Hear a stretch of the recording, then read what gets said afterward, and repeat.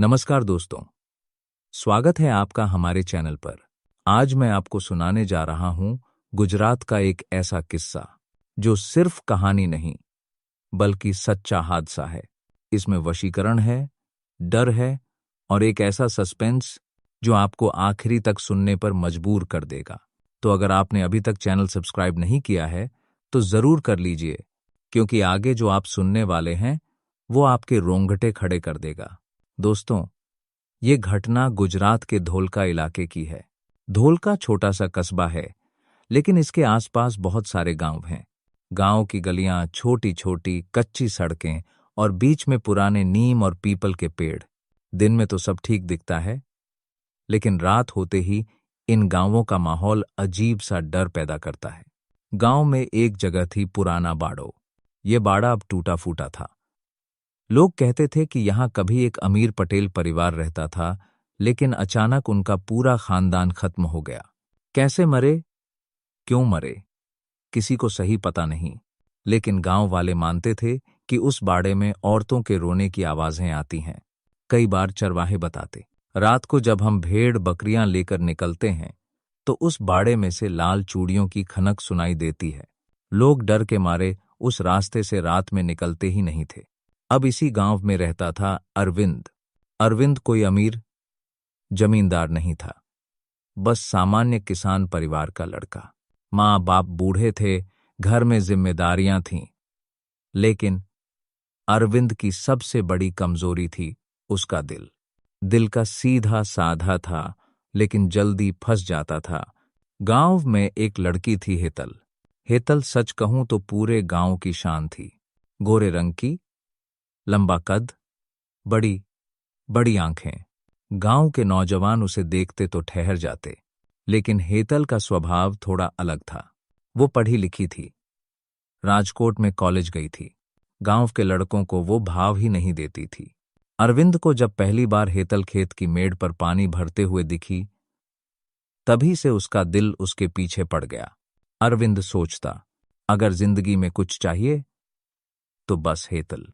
लेकिन समस्या ये थी कि हेतल पहले से एक दूसरे लड़के को पसंद करती थी। गांव के ही एक अमीर पटेल का बेटा। हेतल और उस लड़के की दोस्ती सब जानते थे। अरविंद लाख कोशिश करता, लेकिन हेतल उसे नजरअंदाज करती। कभी वो खेत में मिलता तो मुस्कुरा कर निकल जाती। कभी बाजार में अरविंद उसका पीछा करता तो वो साफ कह देती, देख अरविंद, तू अच्छा लड़का है, पर मैं तुझे उस नजर से नहीं देखती। ये बात अरविंद के दिल पर तीर की तरह लगी। रात को नींद उड़ जाती। दिन भर खेत में काम करता, लेकिन दिमाग में बस हेतल घूमती। उसकी हंसी, उसकी आंखें, उसकी चाल, सब कुछ अरविंद को पागल बना रहा था। धीरे धीरे यह पागलपन इतना बढ़ गया कि अरविंद ने सोचा, कुछ भी हो, हेतल मेरी होनी चाहिए। अगर वो मुझे प्यार से नहीं मिली तो मैं जबरदस्ती उसे अपनी बना लूंगा। यहीं से कहानी का असली मोड़ शुरू हुआ। गांव के बाहर जंगल की तरफ एक झोंपड़ी थी। उसमें रहता था एक बूढ़ा आदमी, जिसे लोग कालूभाई तांत्रिक कहते थे। कहते हैं कि उसके पास काला ज्ञान था। लोग डरते भी थे और जरूरत पड़ने पर उसके पास जाते भी थे। कभी किसी की भैंस खो जाए तो वो ताबीज देता, कभी किसी की शादी न हो तो वो जंतर मंतर करके उपाय बताता। लेकिन सबसे ज्यादा नाम उसका वशीकरण के लिए था। अरविंद के कानों में भी ये बात गई। उसने सोचा, अगर हेतल मेरे प्यार में नहीं आती तो मैं उसे अपने वश में कर लूंगा। एक रात अरविंद चुपचाप उस झोंपड़ी तक पहुंचा। रात अंधेरी थी, चारों तरफ सन्नाटा। झोंपड़ी में लालटेन की हल्की रोशनी जल रही थी। कालूभाई जमीन पर बैठा था। सामने तांबे की थाली में नींबू, लाल कपड़ा, हड्डियां और अगरबत्ती जल रही थी।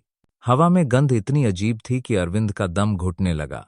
कालूभाई ने जैसे ही अरविंद को देखा, वो मुस्कराया और बोला, आ गया बेटा, दिल का रोगी लगता है। अरविंद हकहका गया। आपको कैसे पता? कालूभाई हंसा, बेटा, यहां जो आता है वो या तो पैसा चाहता है या प्यार, और तेरे चेहरे पर तो साफ लिखा है तू किसी लड़की के चक्कर में है। अरविंद कांपते हुए बोला, हाँ बाबा, हेतल नाम की लड़की है, मैं उसे चाहता हूं, लेकिन वो मुझे भाव नहीं देती। मैं चाहता हूं कि वो बस मेरी हो जाए। कालू भाई ने उसकी आंखों में देखा और बोला, बेटा, इस रास्ते पर चलेगा तो वापसी नहीं होगी। वशीकरण खिलौना नहीं है। एक बार अगर आत्माओं को पुकार लिया तो वे किसी का भी चैन छीन सकती हैं। लेकिन अरविंद जिद्दी था। उसने कहा, मुझे कुछ नहीं पता बाबा, मैं बस हेतल को पाना चाहता हूं, चाहे कुछ भी हो जाए। कालू भाई ने गहरी सांस ली और बोला, ठीक है, अगर तेरी इतनी ही जिद है तो कल अमावस्या की रात आना। उस रात आत्माएं सबसे ज्यादा सक्रिय रहती हैं। लेकिन ध्यान रहे, तू जिसको बांधना चाहता है उसका खून भी तेरे खून से जुड़ जाएगा।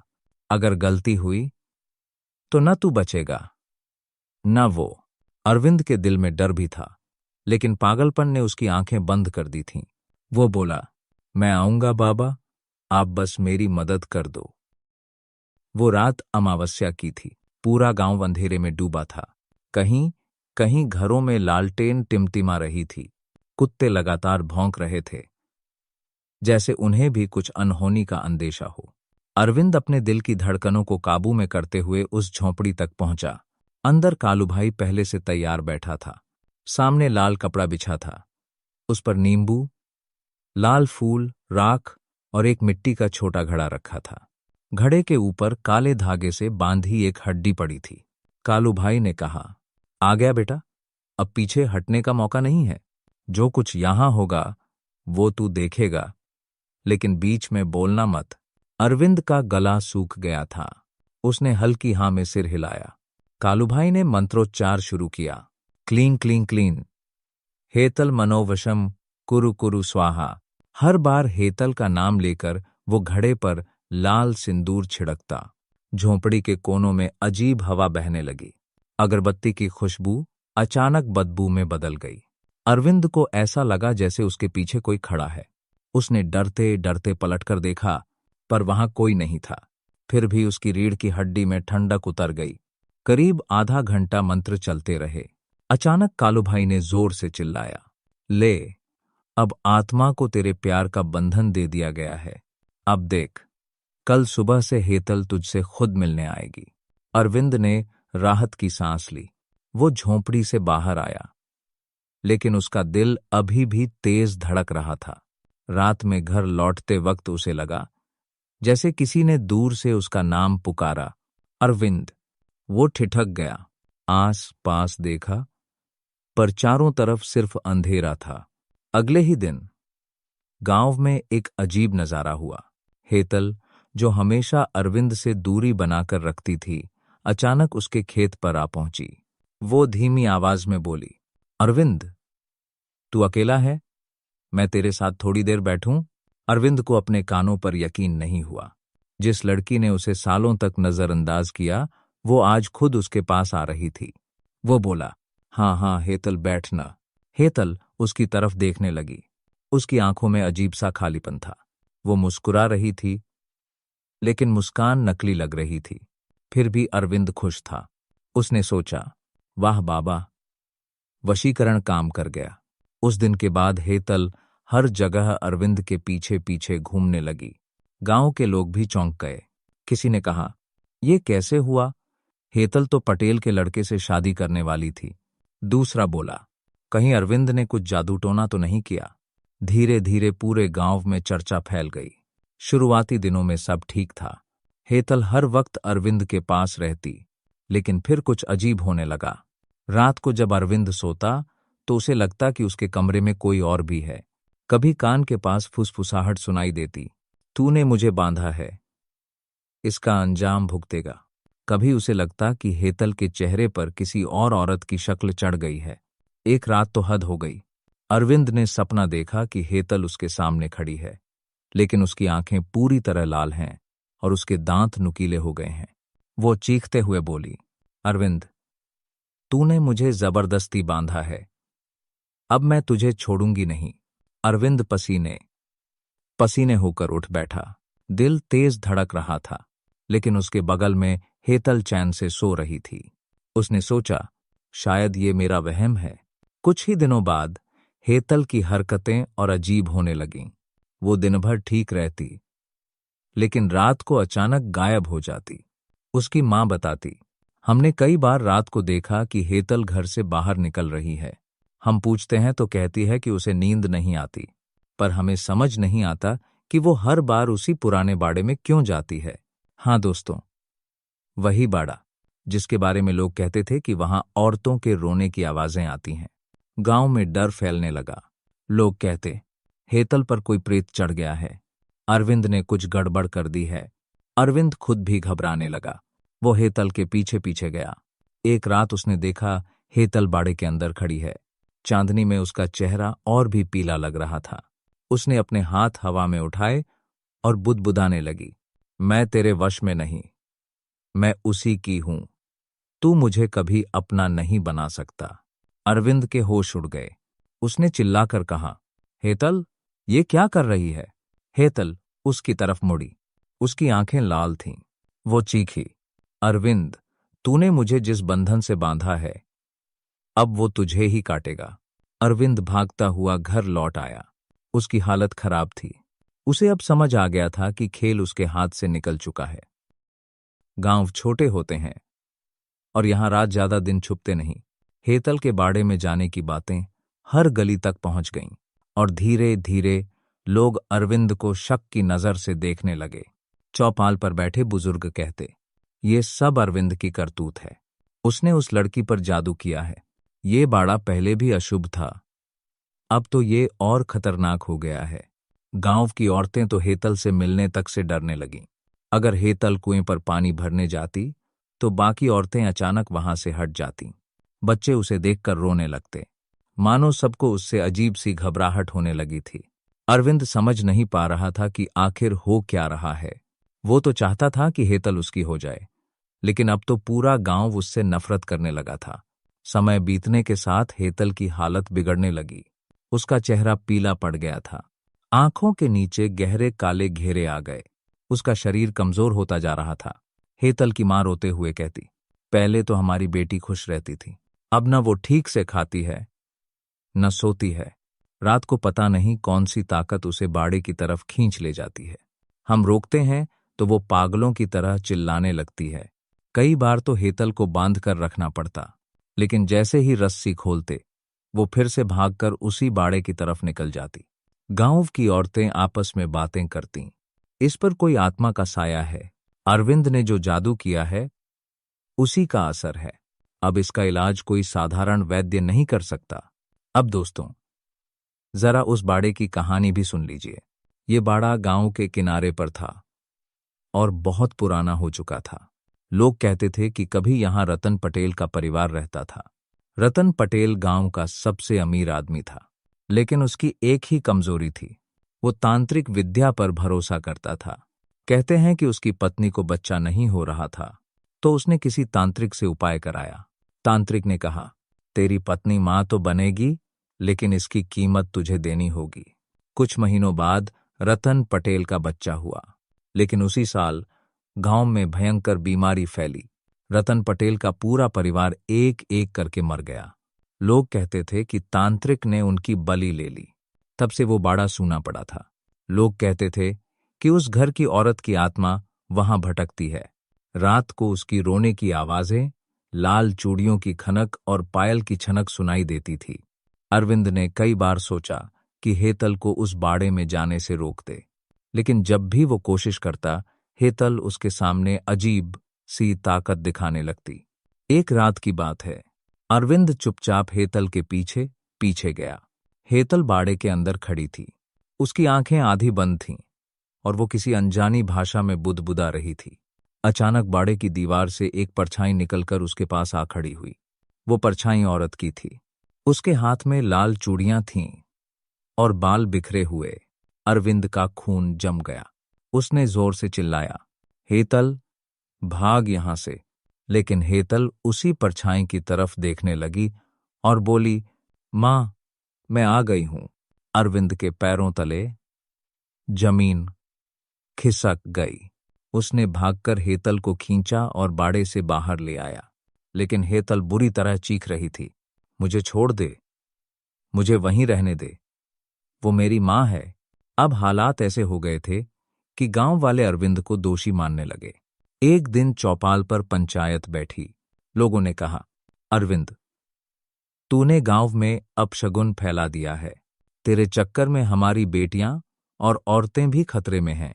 या तो तू इस मामले का हल निकाले या फिर गांव छोड़ दे। अरविंद चुप था। उसके पास कोई जवाब नहीं था। वो खुद अंदर ही अंदर टूट रहा था। उसने तो सोचा था कि वशीकरण से उसकी मोहब्बत पूरी हो जाएगी, लेकिन अब हालत ये थी कि ना हेतल उसकी रह गई थी और ना ही गांव वाले।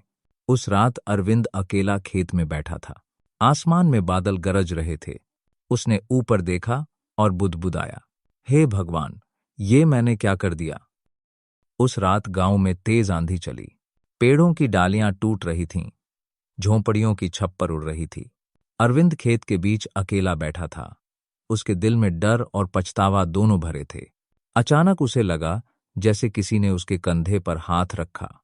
उसने पलटकर देखा। वो हेतल थी, पर उसका चेहरा वैसा नहीं था जैसा हमेशा होता था। उसकी आंखें पूरी तरह लाल, होंठों पर खून के धब्बे और बाल बिखरे हुए थे।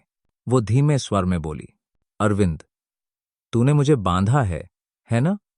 अब ये बंधन तुझे ही काटेगा। अरविंद कांप गया। उसने कहा, हेतल, पागल मत बन। ये सब तेरा वहम है। चल मेरे साथ घर चल। लेकिन हेतल अचानक हंस पड़ी। उसकी हंसी ऐसी थी कि जैसे किसी औरत और किसी बूढ़ी चुड़ैल की आवाज एक साथ निकल रही हो। वो बोली, तूने मेरी आत्मा को बाड़े से खींचकर अपने पास बांधने की कोशिश की है, पर याद रख, मैं उसी घर की बेटी हूं और मेरी मां की आत्मा अभी भी वहां भटक रही है। वो मुझे बुला रही है और मैं उसके पास जाऊंगी। अरविंद के पैरों तले जमीन खिसक गई। उसे अब समझ आया कि हेतल के जरिए उस बाड़े की आत्मा ने खुद को जिंदा कर लिया है। दूसरे दिन हेतल घर में थी। उसकी मां ने देखा कि वो आईने के सामने खड़ी है और किसी से बात कर रही है। वो बोली, मां, मैं तेरे पास आऊंगी, तू चिंता मत कर। उसकी मां डर गई और दौड़कर पड़ोसियों को बुलाया। सब लोग जमा हुए। जब उन्होंने हेतल को देखा तो दंग रह गए। आईने में हेतल की परछाई वैसी नहीं थी जैसी असल में। आईने में उसका चेहरा बूढ़ी औरत का था, माथे पर बड़ा सा सिंदूर और हाथों में लाल चूड़ियां। गांव की औरतें चीख पड़ीं, ये तो वही है जो बाड़े में रहती है। हेतल अचानक पलटी और सबको घूरने लगी। उसकी आंखें इतनी भयावह थीं कि औरतें वहीं बेहोश हो गईं। अरविंद अब पूरी तरह टूट चुका था। वो दौड़ता हुआ कालूभाई तांत्रिक के पास गया। उसने चीखते हुए कहा, बाबा, ये आपने क्या कर दिया? हेतल तो पूरी तरह किसी प्रेत के वश में चली गई है। अब मैं क्या करूं? कालूभाई ने गहरी सांस ली और बोला, बेटा, मैंने पहले ही चेतावनी दी थी। वशीकरण कभी आसान नहीं होता। तूने जिस बाड़े की आत्मा को छेड़ा है, वो अब तेरे और हेतल दोनों से जुड़ चुकी है। अब उसे हटाना मेरे बस की बात नहीं है। अरविंद हक्का बक्का रह गया। तो फिर मैं किसके पास जाऊं? कालूभाई बोला, इस गांव में तो कोई नहीं। तुझे जंगल के उस पार एक साधक मिलेगा। हरे भाई, वो सच्चा साधु है। अगर कोई इस आत्मा को रोक सकता है तो वही है। लेकिन याद रख, ये आसान नहीं होगा। उधर हेतल की हालत दिन प्रतिदिन बिगड़ रही थी। वो बिना वजह चीखने लगती। कभी दरवाजे पर खड़े होकर कहती, मां, मैं आ रही हूं, और फिर अचानक बेहोश हो जाती। एक रात तो हद हो गई। गांव वाले देख रहे थे कि हेतल आधी रात को घर से बाहर निकली और सीधा बाड़े की तरफ चली गई। उसके पीछे पीछे सब लोग गए। बाड़े के अंदर उसने लाल मिट्टी से अपने माथे पर सिंदूर लगाया और जमीन पर बैठ गई।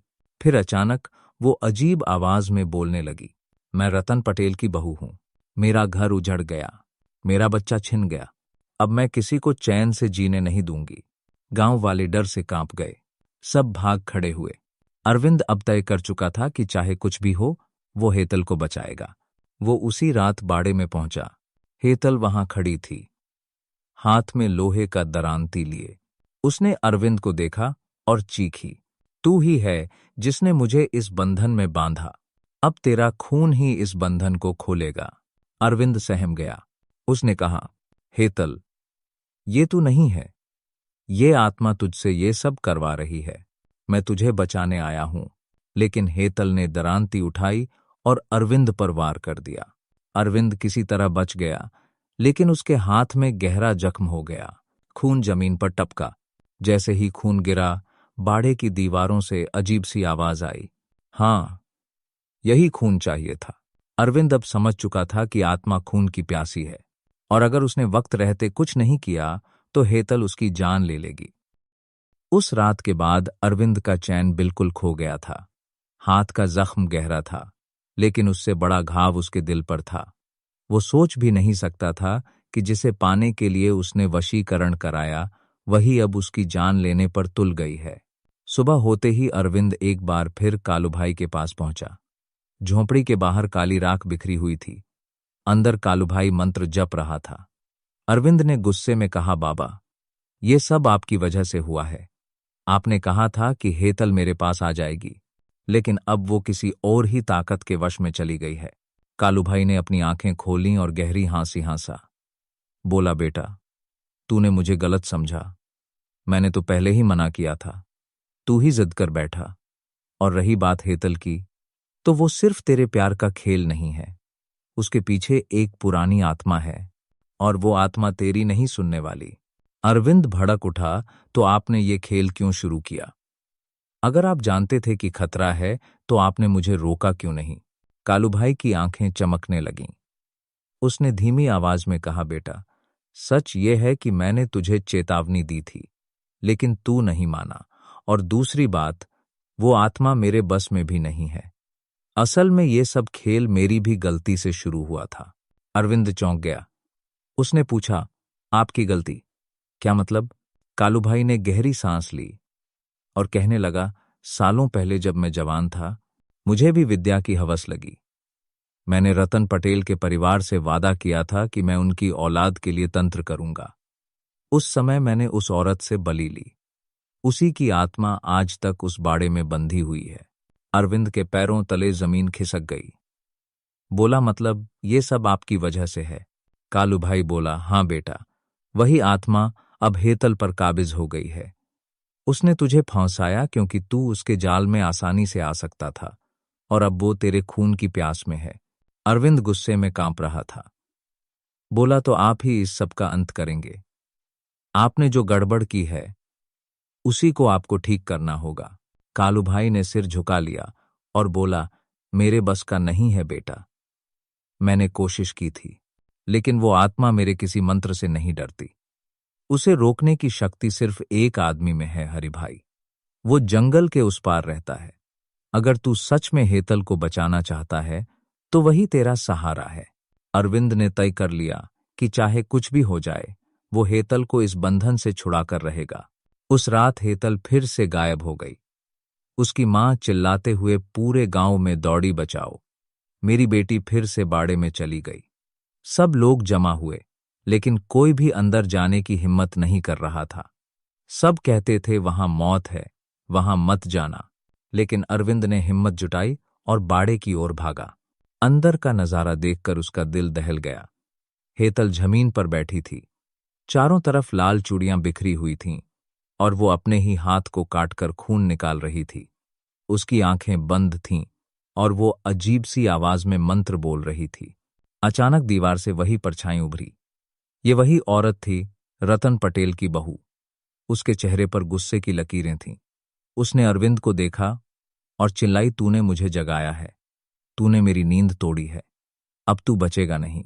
अरविंद हिम्मत करके बोला, तेरा गुस्सा मुझ पर सही, लेकिन हेतल को छोड़ दे। वो निर्दोष है। आत्मा ने ठाका लगाया, निर्दोष? कोई निर्दोष नहीं है। हर इंसान को उसकी चाहत की कीमत चुकानी पड़ती है। तूने चाहत में मुझे छेड़ा, अब इसकी कीमत तेरे खून से चुकानी होगी। अरविंद डर से कांप रहा था, लेकिन फिर भी उसने हेतल को खींचकर बाहर निकाल लिया। आत्मा चीखती रही, लेकिन वो किसी तरह हेतल को घर ले आया। हेतल बेहोश थी, उसका शरीर ठंडा पड़ा था, उसकी सांस धीमी हो रही थी, उसकी मां रोकर बेबस हो चुकी थी। गांव वाले दहशत में थे। अरविंद ने मन ही मन ठान लिया, अब देर नहीं करनी, चाहे जान चली जाए, पर हेतल को बचाना है। कल सुबह ही वो हरिभाई साधक के पास जाएगा। उस रात अरविंद को नींद नहीं आई। हर पल उसे वही आत्मा दिखती रही, कभी खिड़की के बाहर, कभी कमरे के अंधेरे कोनों में। हर बार वही फुसफुसाहट सुनाई देती, तेरे खून के बिना ये बंधन नहीं टूटेगा। अरविंद समझ चुका था कि अब उसकी जिंदगी मौत के खेल में फंस चुकी है। सुबह होते ही अरविंद ने बैग उठाया और अकेले ही निकल पड़ा। गांव वाले रोकते रहे, कहते, मत जा बेटा, वो जंगल शापित है, वहां से कोई वापस नहीं आता। लेकिन अरविंद के कानों पर जूं तक नहीं रेंगी। उसके दिमाग में सिर्फ हेतल की सांसें गूंज रही थीं, जो हर पल टूटती जा रही थीं। जंगल की ओर बढ़ते हुए रास्ता और भी सुनसान होता जा रहा था। कहीं से मोर की आवाज आती, कहीं अचानक झाड़ियों से सियार चीख उठते। हवा भारी लग रही थी, जैसे हर पेड़ पर कोई अदृश्य आंखें उसे देख रही हों। अरविंद के पैरों में कांटे चुभ रहे थे, लेकिन वो रुका नहीं। करीब 2 घंटे चलने के बाद उसे एक पुरानी झोपड़ी दिखाई दी। बाहर नीम का पेड़ था और पेड़ पर नींबू, मिर्च, राख और लाल कपड़े लटके हुए थे। यही हरिभाई का ठिकाना था। अरविंद ने डरते डरते आवाज लगाई, कोई है? अंदर से एक भारी आवाज आई, कौन है जो मेरी साधना भंग करने आया है? अरविंद ने कांपते हुए कहा, मैं अरविंद हूं, गांव से आया हूं, मुझे आपकी मदद चाहिए। दरवाजा खुला। सामने एक बुजुर्ग साधक खड़े थे। उनकी दाढ़ी सफेद थी, आंखों में अजीब सी चमक। उन्होंने अरविंद को ऊपर से नीचे तक देखा और कहा, तुझे देखकर ही समझ आ रहा है कि तेरे पीछे कोई बुरी शक्ति लगी है। अरविंद रो पड़ा, बाबा, हेतल मेरी जान है, वो आत्मा उसे छोड़ ही नहीं रही। मैंने गलती की कि वशीकरण कराया, पर अब मुझे बचा लो। हरिभाई ने गहरी सांस ली और बोले, बेटा, तूने जो रास्ता चुना वो सबसे खतरनाक था। वशीकरण कभी किसी का भला नहीं करता, ये सिर्फ आत्माओं को जगाता है, और आत्माएं कभी किसी की सगी नहीं होती। अरविंद ने हाथ जोड़कर कहा, मैं सबक सीख चुका हूं बाबा, पर हेतल को बचा लीजिए, वो बिल्कुल बेगुनाह है। हरिभाई ने आंखें बंद कर कुछ देर मंत्र जपा, फिर बोले, मैं जानता हूं ये आत्मा कौन है। ये वही औरत है जिसे सालों पहले बलि में मारा गया था। उसकी आत्मा शांति नहीं पा सकी और अब वशीकरण के बहाने जिंदा लोगों पर काबिज हो रही है। लेकिन बेटा, इसे रोकना आसान नहीं। अगर मैं साधना शुरू करूं और तू बीच में डरकर भाग गया, तो सिर्फ तेरा नहीं, तेरे पूरे गांव का विनाश हो जाएगा। अरविंद ने दृढ़ स्वर में कहा, मैं नहीं भागूंगा बाबा, चाहे मेरी जान चली जाए, पर हेतल को बचाना है। हरिभाई ने सिर हिलाया, ठीक है, लेकिन याद रख, तेरी परीक्षा होगी। रात के अंधेरे में वो आत्मा तेरे सामने आएगी, तेरे कानों में वही बातें डालेगी जो तुझे तोड़ दें। अगर तू हार गया, तो वो सीधे तेरे शरीर में घुस जाएगी। अरविंद ने हिम्मत जुटाई और बोला, मैं तैयार हूं। हरिभाई ने उसे झोपड़ी में बैठा दिया। धूप ढलते ही उन्होंने हवन शुरू किया। अग्नि की लपटें उठीं और पूरा जंगल जैसे सन्नाटे में डूब गया। चारों ओर सिर्फ लकड़ियों के चटकने की आवाज सुनाई दे रही थी। अचानक हवाएं तेज हो गईं। झोपड़ी की खिड़कियां अपने आप खुलने, बंद होने लगीं। बाहर से कुत्तों के रोने की आवाज आई। अरविंद का दिल तेज धड़कने लगा। हरिभाई ने ऊंची आवाज में मंत्र पढ़ना शुरू किया। तभी अचानक हेतल की चीख सुनाई दी, अरविंद, बचा ले मुझे। अरविंद बाहर भागने ही वाला था कि हरिभाई ने उसका हाथ पकड़ लिया और गुस्से में बोले, ये वही आत्मा का खेल है, अगर बाहर गया तो वहीं मर जाएगा। आंखें बंद कर और बैठा रह। अरविंद कांपते हुए बैठ गया, पर भीतर उसका दिल चीख रहा था। आवाज बिल्कुल हेतल की थी। कुछ देर बाद सामने धुएं से एक आकृति बनने लगी। वही औरत, माथे पर बड़ी बिंदी, लाल साड़ी, आंखों में खून जैसा रंग। वो धीरे धीरे आगे बढ़ी और बोली, अरविंद, तू मुझे रोक नहीं पाएगा। हेतल मेरी है, अगर बचाना चाहता है तो अपने खून की बलि दे। अरविंद के हाथ पांव सुन्न पड़ गए, लेकिन हरिभाई ने मंत्र और तेज कर दिए। लपटें ऊपर उठने लगीं और आत्मा चिल्लाई, ये साधक झूठा है। अरविंद, मैं तुझे वो दूंगी जो कोई नहीं दे सकता। बस मुझे स्वीकार कर ले। अरविंद ने कांपती आवाज में कहा, मुझे कुछ नहीं चाहिए। हेतल चाहिए, बस हेतल। उसे छोड़ दे। आत्मा ने जोर का ठहाका लगाया, तू नहीं समझेगा। जो मेरा खून बहा चुका है, वो बिना खून दिए चैन से नहीं जी सकता।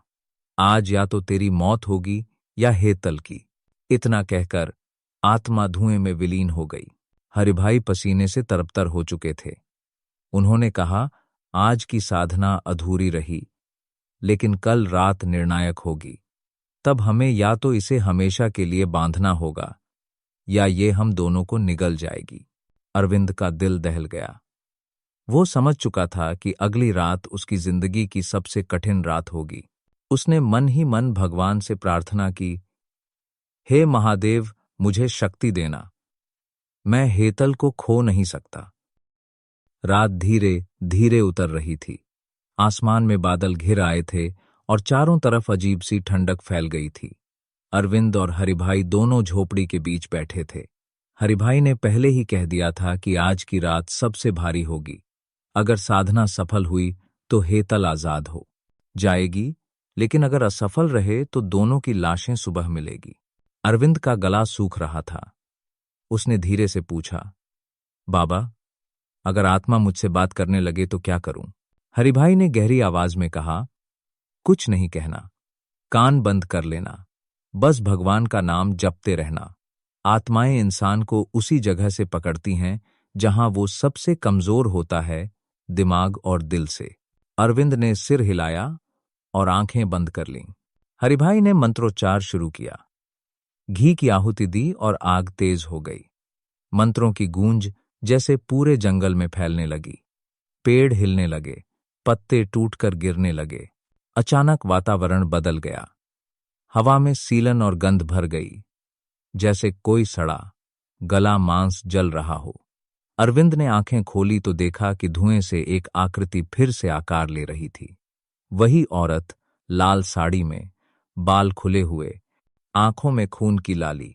उसने डरावनी हंसी हंसते हुए कहा, फिर आ गए तुम लोग? नहीं सुधरे अभी तक? अरविंद, तेरा साथ देना मौत को बुलाना है। सोच ले, अभी भी वक्त है। अरविंद का दिल कांप रहा था, लेकिन वो चुप रहा। आत्मा ने फिर कहा, अरविंद, याद है तूने पहली बार हेतल का हाथ थामा था? याद है उसकी आंखें कैसे चमकी थीं? अगर मैं चाहूं तो उसी पल को बार बार तुझे दिखाती रहूंगी, लेकिन तू उसे कभी पा नहीं पाएगा। वो अब मेरी है। अरविंद के अंदर जैसे लावा फूट पड़ा। उसका मन हुआ कि उठकर आत्मा पर चिल्ला दे, लेकिन हरिभाई ने और तेज मंत्र पढ़ना शुरू कर दिया। आत्मा चीखी, बुजुर्ग, तेरी औकात नहीं मुझे बांधने की। मैं खून की प्यासी हूं। अरविंद, अगर तू अभी अपनी नस काट दे तो मैं हेतल को छोड़ दूंगी। अरविंद का शरीर सुन्न हो गया। उसे सच में महसूस हुआ कि उसकी उंगलियां चाकू की ओर बढ़ रही हैं। तभी हरिभाई ने जोर से जलती हुई लकड़ी उसके हाथ पर मार दी। अरविंद चौंक पड़ा और होश में आया। बेटा, ये तेरी परीक्षा है, मत हारना। हरिभाई गरजे। आत्मा और ज्यादा हिंसक हो गई। अचानक झोपड़ी के भीतर तेज आंधी चलने लगी। मिट्टी उड़ने लगी। हवन कुंड की अग्नि बिखरने लगी। अरविंद डर से कांपते हुए बोला, बाबा, ये आग बुझ जाएगी तो क्या होगा? हरिभाई ने आंखें बंद किए। मंत्र पढ़ते हुए कहा, आग बुझी तो हमारी सांस भी बुझ जाएगी, चाहे कुछ भी हो जाए। इसे जलाए रखना। अरविंद ने हिम्मत जुटाई और पास रखे घी को आग में डाला। लपटें फिर से ऊपर उठीं। आत्मा चीखते हुए बोली, तुम लोग मुझे कैद नहीं कर सकते। ये जंगल मेरा है, ये धरती मेरी है, यहां मेरी चीखें गूंजती हैं। इतना कहकर वो झोपड़ी की दीवार से टकराई और मिट्टी टूटकर गिरने लगी। झोपड़ी हिलने लगी, जैसे भूकंप आ गया हो। अरविंद ने पहली बार जोर से चिल्लाया, मुझे तेरी कोई ताकत नहीं चाहिए। हेतल मेरी थी, है और रहेगी। तू चाहे कितनी भी कोशिश कर ले। मैं हार नहीं मानूंगा। इतना कहते ही आत्मा की आंखें और खून सी लाल हो गईं। उसने अरविंद की गर्दन पकड़ने की कोशिश की, लेकिन तभी हरिभाई ने तांबे की थाली उठाकर मंत्रोच्चार करते हुए उसके सामने घुमा दी। आत्मा जोर से चीखी और धुएं में बदलने लगी, लेकिन अभी भी उसका चेहरा दिखाई दे रहा था। उसने अरविंद से आखिरी बार कहा, ठीक है, अगर तू इतना अड्डा है तो कल रात देखना, तेरी हेतल तेरे सामने तड़प तड़प कर मरेगी और तू कुछ नहीं कर पाएगा। और वो अचानक गायब हो गई। झोपड़ी में सन्नाटा छा गया। सिर्फ आग की चटकती आवाज आ रही थी। हरिभाई थककर जमीन पर बैठ गए। उन्होंने गहरी सांस लेकर कहा, बेटा, आज हमने इसे कमजोर कर दिया है, लेकिन खत्म नहीं। कल आखिरी रात होगी। कल सब कुछ दांव पर होगा। अरविंद की आंखों से आंसू बहने लगे।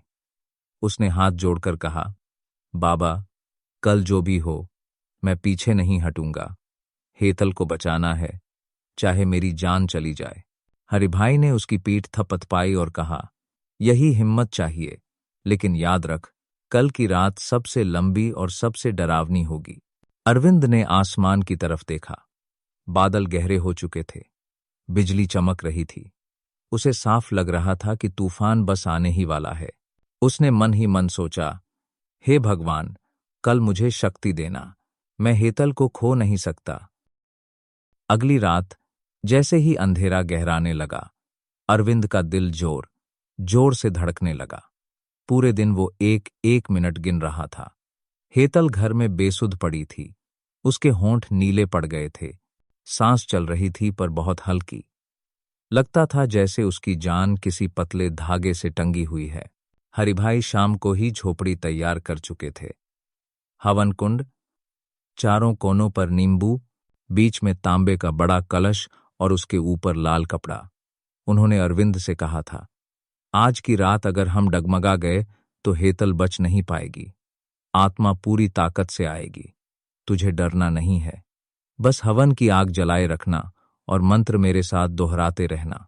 रात होते होते आसमान काला पड़ गया। अचानक चारों ओर इतनी तेज आंधी चली कि पेड़ झुकने लगे।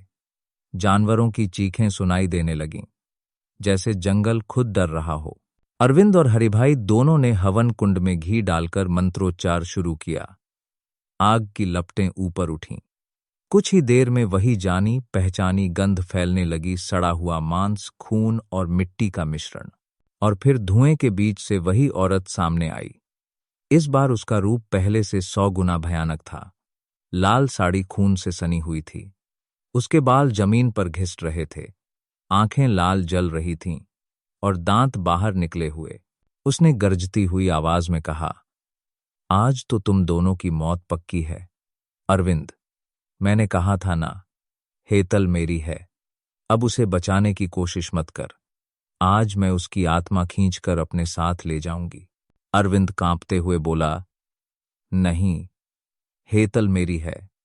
तू चाहे मुझे मार दे, पर मैं उसे तेरे हवाले नहीं करूंगा। आत्मा अचानक हवा की तरह तेजी से हेतल के पास पहुंची और उसके शरीर पर झुक गई। हेतल के होंठ कांपने लगे, आंखें फड़कने लगीं, जैसे उसकी जान खींची जा रही हो। अरविंद पागलों की तरह चिल्लाया, बाबा, इसे रोकिए। हरिभाई ने आंखें बंद कर लीं और पूरे जोश से मंत्र पढ़ने लगे। उन्होंने तांबे की थाली को आग में गर्म किया और आत्मा की ओर फेंका। थाली जैसे ही आत्मा से टकराई, वो दर्द से चीख उठी। उसकी चीख से पूरी झोपड़ी हिलने लगी। आत्मा गुस्से से बोली, तू बुजुर्ग, तू मुझे कैद करना चाहता है। मेरी ताकत खून से है। और देख, तेरे प्यारे अरविंद का खून मैं खुद खींच लूंगी। अचानक अरविंद का सीना भारी होने लगा। उसकी सांसें रुकने लगीं। उसे लगा जैसे किसी ने गले पर इनविजिबल रस्सी डाल दी हो। वो जमीन पर गिर पड़ा। हरिभाई ने मंत्रोच्चार और तेज कर दिया। उन्होंने नींबू उठाकर अरविंद के ऊपर से उतारा और सीधे आग में फेंक दिया। नींबू के फटते ही आत्मा जोर से पीछे हट गई। अब उसने भयानक हंसी हंसी। सोचते हो तुम जीत गए? अभी असली खेल शुरू हुआ है। उसकी आंखें और लाल हो गईं। उसने दोनों हाथ फैलाए और पूरा जंगल हिलने लगा। पेड़ टूटकर गिरने लगे। आसमान में बिजली गड़गड़ाने लगी। अरविंद ने हिम्मत जुटाई और आग में घी डालते हुए जोर से मंत्र पढ़ा। उसकी आवाज कांप रही थी, लेकिन उसने रुकना नहीं दिया। आत्मा और पास आई। उसने अरविंद की आंखों में झांकते हुए कहा, तेरी सबसे बड़ी कमजोरी तेरी मोहब्बत है। देख, तेरी हेतल अभी तुझसे कहेगी कि उसे छोड़ दे। हेतल की आंखें अचानक खुलीं, लेकिन वो हेतल नहीं थी। उसकी आवाज बदल चुकी थी। उसने अरविंद को देखते हुए कहा, अरविंद, मुझे बचा नहीं सकता तू। मैं अब इस दर्द से छुटकारा चाहती हूं। मुझे मरने दे, मुझे छोड़ दे। अरविंद के सीने में जैसे कोई तीर चुभा। उसकी आंखों से आंसू बह निकले। उसने कांपते हुए कहा, हेटल, मैं तुझे कभी नहीं छोड़ूंगा। चाहे तू खुद कहे, मैं तेरे साथ आखिरी सांस तक रहूंगा। ये सुनते ही आत्मा चीख उठी। हरिभाई गरजे, यही जवाब चाहिए था। मोहब्बत कभी हारती नहीं है। उन्होंने मंत्र के आखिरी शब्द बोले और तांबे के कलश का कपड़ा खींच दिया। कलश से तेज रोशनी निकली और सीधा आत्मा पर पड़ी। आत्मा पागलों की तरह तड़पने लगी। उसका चेहरा विकृत हो गया। वो चीखते हुए बोली, नहीं, ये मुमकिन नहीं। मैं फिर लौटूंगी, लौटूंगी। और फिर वो धुएं में बदलकर हवा में विलीन हो गई। झोपड़ी में सन्नाटा छा गया। आग धीरे धीरे शांत होने लगी। हेतल की सांसें सामान्य हो गईं। उसका चेहरा पहले जैसा हो गया। अरविंद रोता हुआ उसके पास बैठ गया और उसका हाथ पकड़ लिया। हेतल ने पहली बार मुस्कुराते हुए धीमी आवाज में कहा, अरविंद, और उसकी आंखों से आंसू निकल आए। हरिभाई थके थके से पास बैठे थे। उन्होंने गहरी सांस लेकर कहा, बेटा, आज तुम्हारी मोहब्बत ने जीत हासिल की। आत्मा को कैद कर दिया गया है। अब वो वापस नहीं आएगी। अरविंद ने हाथ जोड़कर उन्हें धन्यवाद कहा। उसकी आंखों से लगातार आंसू बह रहे थे। बाहर आसमान साफ होने लगा था। हवा थम गई। तारे फिर से चमकने लगे, जैसे प्रकृति भी राहत की सांस ले रही हो। अरविंद ने हेतल को सीने से लगा लिया। उसने मन ही मन सोचा, अगर मोहब्बत सच्ची हो तो कोई वशीकरण, कोई आत्मा और कोई अंधेरा उसे तोड़ नहीं सकता। दोस्तों, आज की कहानी यहीं खत्म होती है। अरविंद और हेतल ने यह सिखाया कि सच्ची मोहब्बत और हिम्मत के सामने बुराई टिक नहीं सकती। अगर कभी आप वशीकरण या जादू, टोना जैसी चीजों के नजदीक जाएं, तो सावधान रहें और अंधविश्वास से दूर रहें। अपनी और अपने परिवार की सुरक्षा हमेशा पहले रखें। अगर आपको ये कहानी पसंद आई हो, तो मेरे चैनल को सब्सक्राइब जरूर करें। और अगर आपके साथ भी कभी कोई सच्चा हादसा या असली अनुभव हुआ है, तो आप हमें दिए गए ईमेल पर जरूर शेयर करें।